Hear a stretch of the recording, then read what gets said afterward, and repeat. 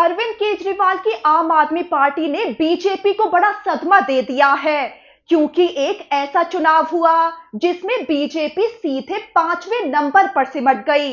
जी हां, 5वें नंबर पर। जबकि आम आदमी पार्टी जीत का परचम लहराते हुए सबसे बड़ी पार्टी बन गई। अब ये नतीजे हैं पंजाब निकाय चुनाव के। बड़ी बात यह है कि पंजाब में अगले साल यानी 2027 में विधानसभा चुनाव होने हैं। ऐसे में जो निकाय चुनाव में मंजर देखने को मिला है वो बीजेपी के होश उड़ा रहा है। यही नहीं, कांग्रेस को भी बड़ा झटका दे गया है, क्योंकि आम आदमी पार्टी का जलवा देखकर कांग्रेस ने हाई लेवल मीटिंग बुलाई और मीटिंग में पार्टी के लोग एक दूसरे पर हार का ठीकरा फोड़ते आपस में ही भिड़ गए। यानी कि आम आदमी पार्टी की इस जीत ने पूरी राजनीति में हलचल मचा दी है। अब जाहिर है कि जब पंजाब में अगले साल विधानसभा चुनाव होने हैं तो ये निकाय चुनाव के नतीजे बड़ी अहमियत तो रखते ही हैं। अब जरा ये भी समझिए कि बीजेपी की हर जीत को तो मीडिया का एक बड़ा हिस्सा बड़े उत्साह के साथ दिखाता है। हर छोटी जीत को सीधे सीधे मोदी मैजिक से जोड़ दिया जाता है, चाहे कोई नगर निगम चुनाव हो, कोई स्थानीय निकाय चुनाव हो या फिर सीधा संसदीय का ही चुनाव हो। बीजेपी की हर जीत पर ऐसा माहौल बनाया जाता है कि पूरे देश में सिर्फ मोदी मोदी का जादू चल रहा है। लेकिन अब जब पंजाब निकाय चुनाव में आम आदमी पार्टी की जिस कदर शानदार जीत हुई और बीजेपी 5वें नंबर पर सिमट गई, बीजेपी की इस करारी हार पर गोदी मीडिया से लेकर बीजेपी के अंदर सन्नाटा पसरा हुआ है। बीजेपी के लिए ये नतीजे किसी बड़े सदमे से कम नहीं है,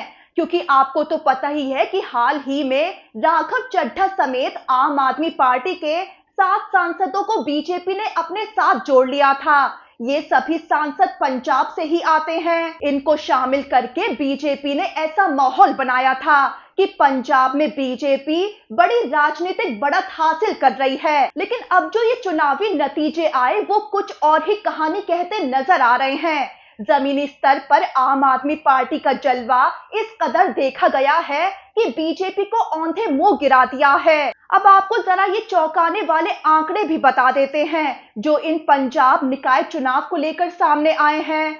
फिर आपको ये भी बताएंगे कि आम आदमी पार्टी ने इन नतीजों के बाद बीजेपी को कैसे घेर लिया और कांग्रेस की हाई लेवल मीटिंग में कैसे बड़ी नोकझोंक हो गई। तो आम आदमी पार्टी 958 वार्ड पर जीत हासिल करके सबसे बड़ी पार्टी बनकर उभरी है। उसके बाद दूसरे नंबर पर कांग्रेस रही है, जिसने 397 वार्डों पर जीत दर्ज की। यानी कि पहले नंबर पर आम आदमी पार्टी रही और दूसरे नंबर पर कांग्रेस रही। लेकिन इनके बीच आंकड़ों में बड़ा फासला नजर आया है। आम आदमी पार्टी की तुलना में कांग्रेस को काफी कम सीटों पर जीत मिली है। अब दिलचस्प बात यह भी देखिए कि कांग्रेस के बाद तीसरे नंबर पर रहे हैं निर्दलीय उम्मीदवार, यानी कि बीजेपी तीसरे नंबर पर भी जगह बना नहीं पाई। निर्दलियों ने 251 सीटें हासिल की हैं। इसके बाद चौथे नंबर पर भी बीजेपी का नाम नहीं आया। शिरोमणि अकाली दल ने चौथे नंबर पर जगह बना ली। शिरोमणि अकाली दल जिसने कभी पंजाब में सरकार चलाई थी और जो एक समय पर एनडीए का हिस्सा भी रही थी, उसे 192 सीटें मिली हैं। और आखिरकार इसके बाद यानी 5वें नंबर पर बीजेपी रही है। बीजेपी 172 सीटों पर ही सिमट गई।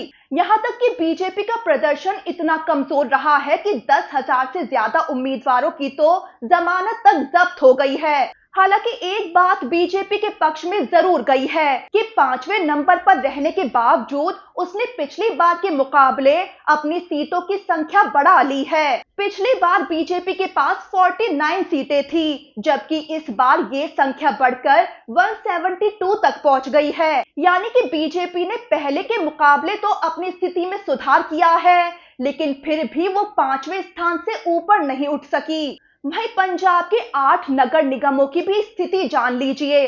तो आम आदमी पार्टी ने शानदार प्रदर्शन करते हुए 8 में से 5 नगर निगमों पर जीत हासिल कर ली। खास बात यह है कि इनमें से बरनाला नगर निगम बीजेपी के नए प्रदेश अध्यक्ष केवल ढिल्लों का गृह क्षेत्र है और आम आदमी पार्टी का यहां से भी जीत जाना बीजेपी के लिए बड़ा झटका माना जा रहा है। कुल मिलाकर पूरे चुनावी मैदान पर आम आदमी पार्टी का जादू छाया दिखा है और ये कोई छोटी बात नहीं है।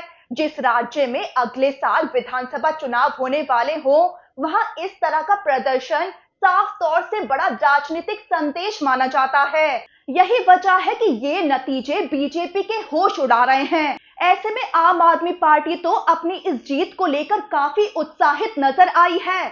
पंजाब के मुख्यमंत्री भगवंत मान ने इसे जनता के जनादेश की जीत बताया है। उन्होंने कहा कि ये पिछले वर्षों में उनकी सरकार के कामकाज की जीत है और उस सरकार की जीत है जो सभी को साथ लेकर चलती है। साथ ही उन्होंने कहा कि ये बीजेपी की नफरत की राजनीति की हार हुई है। वहीं अरविंद केजरीवाल ने भी बीजेपी पर तंज कसते हुए बहुत बड़ा हमला बोल दिया कि ईडी पार्टी का पंजाब में सफाया हो गया है। दरअसल केजरीवाल ने आरोप लगाया कि चुनाव से पहले बीजेपी ने साजिश के तहत कई ईडी की रेड करवाई, लोगों को परेशान किया, लेकिन जनता ने चुनाव में बीजेपी को इसका जवाब दे दिया। केजरीवाल ने ये भी कहा कि बीजेपी दावा करती थी कि वो शहरों में मजबूत है, लेकिन इन नतीजों ने दिखा दिया है कि शहरी इलाकों में भी उसका आधार कमजोर हो रहा है। वहीं मनीष सिसोदिया ने भी बीजेपी पर ईडी का दुरुपयोग करने का आरोप लगाते हुए तंज कसा है कि पंजाब के लोगों ने ईडी पार्टी को जवाब दे दिया है। पंजाब में ईडी की राजनीति काम नहीं करी। अब जाहिर है कि पंजाब विधानसभा चुनाव से पहले ये निकाय चुनाव किसी सेमीफाइनल से कम नहीं माने जा रहे थे। ऐसे में पंजाब नगर निकाय चुनाव के इन नतीजों ने कांग्रेस और बीजेपी दोनों राष्ट्रीय पार्टियों को अपनी रणनीति पर दोबारा सोचने के लिए मजबूर कर दिया है। पंजाब निकाय चुनावों को लेकर कांग्रेस में तो अंदरूनी कलह भी सामने आई है। दिल्ली में हाई लेवल मीटिंग के दौरान पार्टी के वरिष्ठ नेताओं के बीच नोक-झोंक देखने को मिली। बहस तब छिड़ गई जब मीटिंग में पूर्व मुख्यमंत्री चरणजीत सिंह चन्नी ने गिद्दरबाहा में पार्टी के खराब प्रदर्शन पर सवाल उठा दिए, जो पंजाब कांग्रेस अध्यक्ष राजा वारिंग का गढ़ माना जाता है।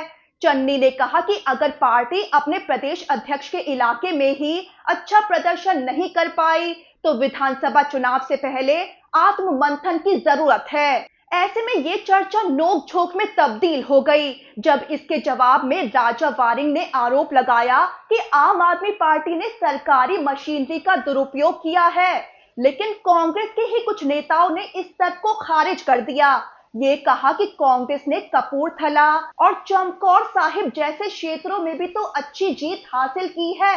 वहीं बैठक में चन्नी की चुनाव प्रचार के दौरान कम मौजूदगी पर भी सवाल उठ गए, जिस पर उन्होंने विदेश में निजी व्यवस्थाओं का हवाला दे दिया। तो एक तरह से कांग्रेस के अंदर एक दूसरे पर हार का ठीकरा फोड़ा जा रहा है। वहीं कुल मिलाकर अगर आम आदमी पार्टी ने इतना शानदार प्रदर्शन किया है तो ये इस बात का भी संकेत है कि पंजाब में उसका संगठन स्थानीय स्तर पर काफी सक्रिय और मजबूत हो रहा है।